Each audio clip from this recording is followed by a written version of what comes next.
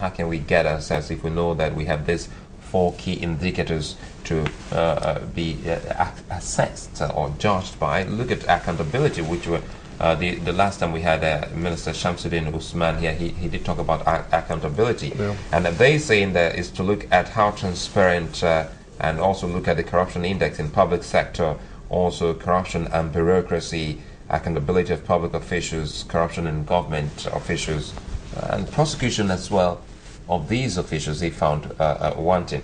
How can we as a nation, isn't this what we've always done? Is it that we're not doing it well enough? No, see, you have to benchmark yourself against best in class or international best practice. So the people are as much as possible understanding what they're doing. Let me give an instance. Today, the newspaper today is saying that the airlines are trying to move their operations, the major airlines, to Ghana, and offering incentive to flyers, to passengers, so that they can go through Ghana. Because one, it's more expensive for them to operate within the Nigerian airports. Now the point I'm making, that is a minister for aviation.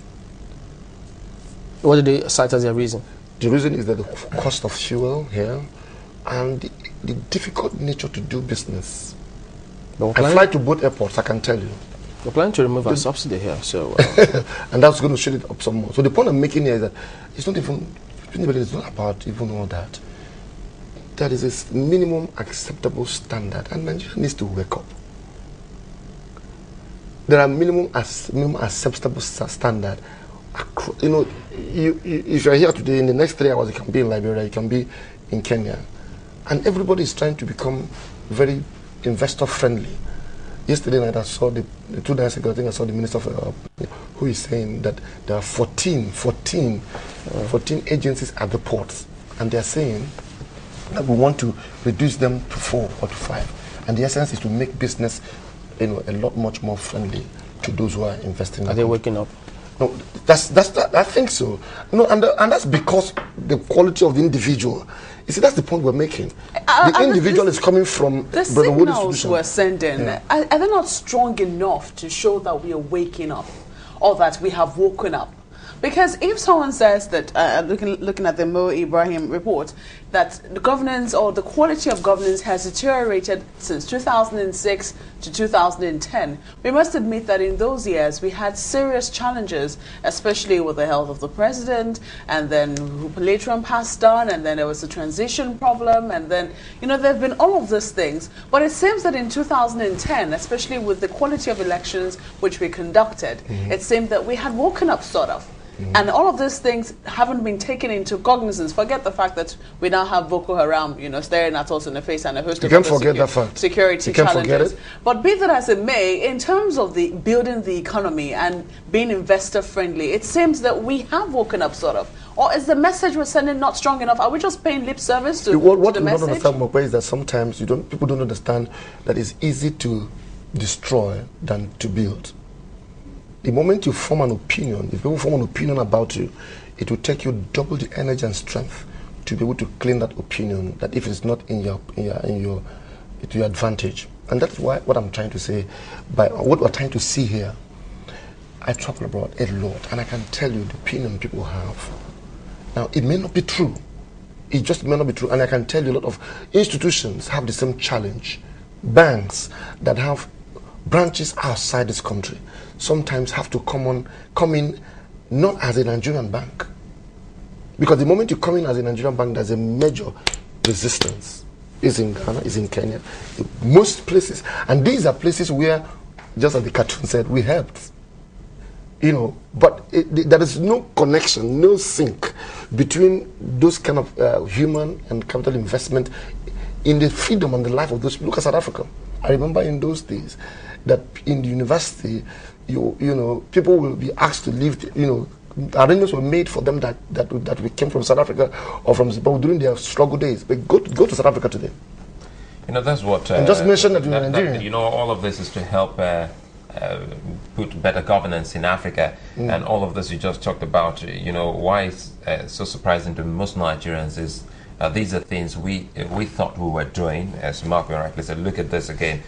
when they talk about African governance, that same index did say, well, sustainable economic opportunity, they talk about the business environment. Absolutely. And which is not too far from what you've just highlighted and from what the Minister Okonjo-Iweala did say. They say competitive environment, investment climate. They also looked at the investment climate for rural businesses. Now, whether we have rural businesses is another thing here in Nigeria, and of course rural financial service development and bureaucracy and red tapeism.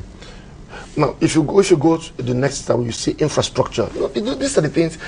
I came here once and I mentioned to you how much we can develop our infrastructure if government invested heavily on public-private partnership. Worked with, and will that take off all of this? Maybe the bureaucracy, red tapeism, and I'm looking at things that can be done. One of the things that can be done is infrastructure. When America, in the days that America developed, they invested in three key things. One was public-funded research. The other one was infrastructure. The third was education. Now, but you can tell that if you don't do anything now on our educational system, you are going to have a challenge. If there's something is not radically done, because every year for the past 3 years, there have been massive failure in both NECO and WAEC. Now, if you want to expect, Suleiman, in the next 5 years or 10 years, 15 years, that things will be better by some stroke of chance, it won't just work. Whereas certain nations have become what I would call education tourist centers, where people now go. I give you an instance. Cyprus is about 875,000 people normally. In summer, there are about 4 million because of tourism. There are about 10 universities there. And we have loads of Nigerian students there. Absolutely. That's the point I'm making. What will it take for a Minister of Education and listen, can you turn this country into an education tourist state? You will even suck in your people more. Not talk about people that are going to come in. So this has to do with individual, and I keep saying this, the ministers who are the servants of the people must know that they have roles to play in order to create the holistic picture you want to see, that I want to see, that the people want to see. There's access to electricity. Yes, I was going to ask you. There's access to electricity, to road, rail, and even maybe the IT, internet, communication, all of that. Has anything to do with We were consulting with somebody 2 days ago and was saying, trying to set up a press.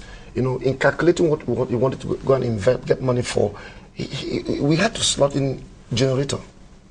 In certain climes, it is not part of your forecasting. Not only is it the money you invest in one-off, but the consistent running of that generator is a major impact on the financing of that transaction. In fact, the first thing you buy when you want to start a business in Nigeria is what? It's a generator.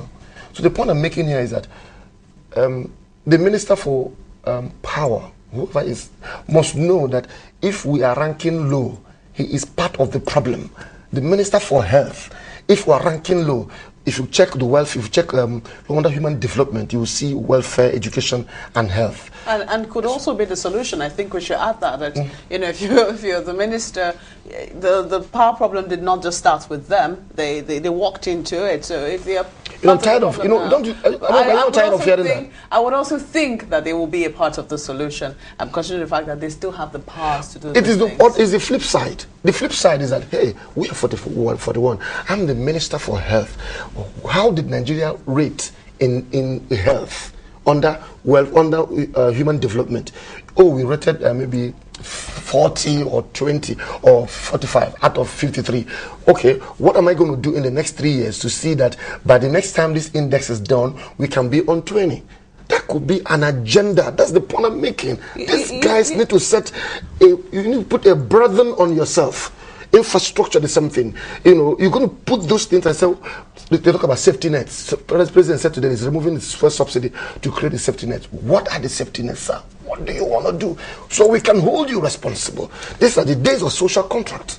But the thing about all of this is that all of these reports, the index, we talk about things on a regular basis. I mean, the guys in government see the things that are going on.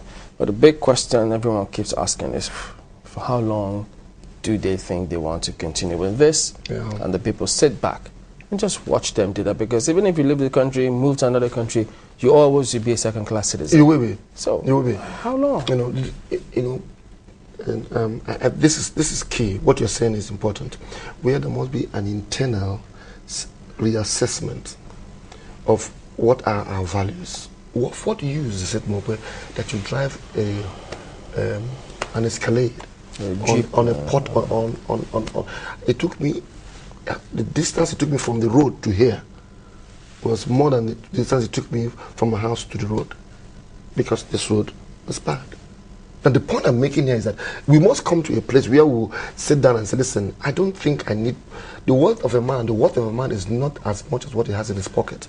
It's how much life you're about and you are able to impact. The moment people know that the word minister means to serve, service, servant. That's what another word for minister is, servant. But what you are noticing and seeing is that look at them. Everyone, four of them, four governors are today on the dock, fresh, because 101 allegedly 1 billion naira. Now, this is what I'm talking about. Where will you get the money to tar the road, to put the hospitals, if between 4 governors, assuming they find them guilty, they took 101 billion?